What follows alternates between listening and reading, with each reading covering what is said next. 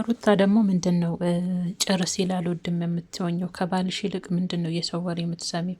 እኛ እንኳን ደስታችንን ትንሽ ሳናጣጥም ጭራሽ ወርቁን ሄርሜላ ናት ገዝታ የሰጠች።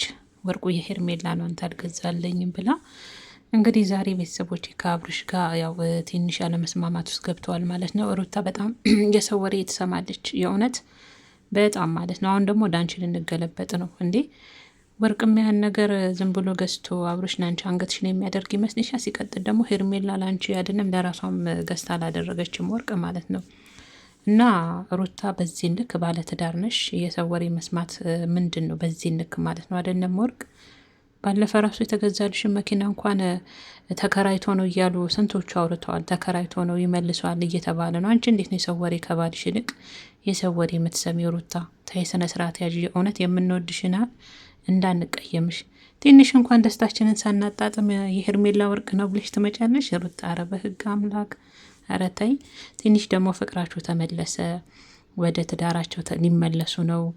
ደስ ሲሉ ሩታና አብርሽ እያለን በእናንተ ደስታ ውስጥ እኛም ተደስተን ደስታችንን አጣጥመን ሳንጨርስ አንቺ ደግሞ ዛሬ ወርቁ የሄርሜላ ነው፣ ሄርሜላን አገዝታ የላከችው። ከፈለገች ራሷ መታ አሰጥሽም እንዴ? ገዝታ ከፈለገች ደግሞ እንኳን አንቺ ለራሷ የላትም ወርቅ አላደረገችም ገዝታ እንኳን አንቺ ልትገዛልሽ ማለት ነው ሩታ። እንኳን የሚያክል ወርቅ ሲቀጥል ለምንድን ነው አብርሽ የምታስከፊው? በዚህ ልክ የእውነት ይጸጸትሻል ሩታ። አሁን እየሰራሽ ያለሽው ነገር ሁሌ እስከ መቼ ነው በሰው ወሬ የምትነጂው? ሁሌ እስከ መቼ ነው የሰው ወሬ የምትሰሚው? እስከ መቼ ሩታ እንዴ? ሁሌ እኮ ልጅነት የለም እንዴ? ከባልሽ ይልቅ የሰው ወሬ ታዳምጫለሽ? ከባልሽ ከወለድሽለት ባልሽ ይልቅ የሰው ወሬ ትሰማያለሽ እንዴ ሩታ? አንቺ ኧረ ተይ ሩታ።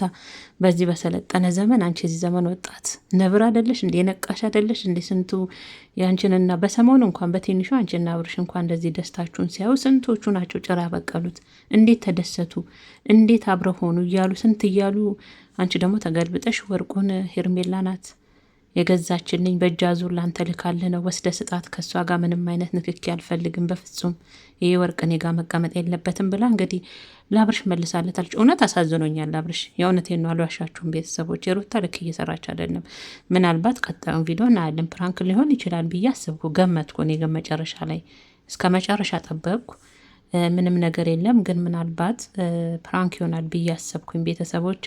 ግን የእውነት ሩታ ከልብሽ ከሆነ የእውነት በጣም ነው የምንቀየምሽ።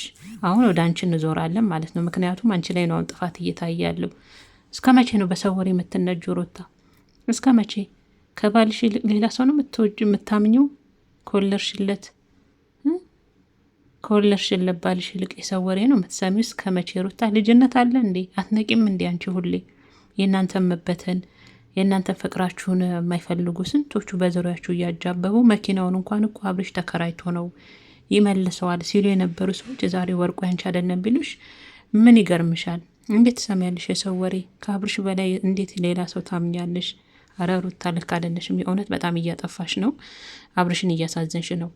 ሚስቴን አሳዝኛታለሁ፣ በድያታለሁ፣ አስከፍቻታለሁ ብሎ በዚህ ልክ ለአንቺ ተፍተፍ እያለ አንቺን ለማስደሳት ጎንበስ ቀና በሚልበት ሰዓት ደስታው ለምንድን ነው አንቺ ደስታው ላይ ውሃ መደፊው?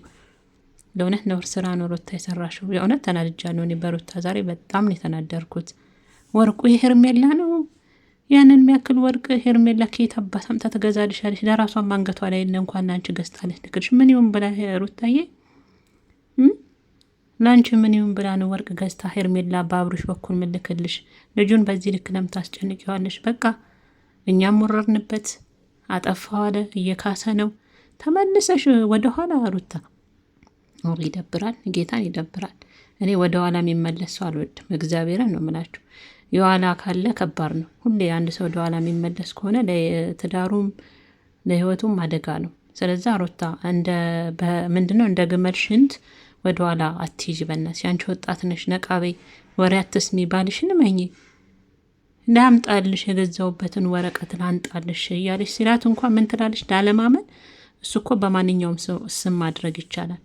አለማመን ስትፈልግ ማለት ነው ሩታ። እና ለማንኛውም ሩታ የሰው ወሬ አትስሚ። እኛ እንኳን የእናንተን ደስታ አጣጥመን እንኳን አልጨረስንም። የእውነት ስትደሰቱ አይተን እኛም አብረን እንኳን ደስታችሁን አጣጥመን ሳንጨርስ ደስታችሁ ላይ ውሃ ለምንድን ነው ችልስ የምታደርጊው? ያውም በረዶ ውሃ። እና ሩታ ወደ ራስሽ ተመለሽ። ሁሌ ሰው ወሬ አትስሚ በናትሽ። ልጁንም ከዚህ በኋላ አታስከፊ። እኛም ብዙ ብለነዋል፣ ይበቃዋል።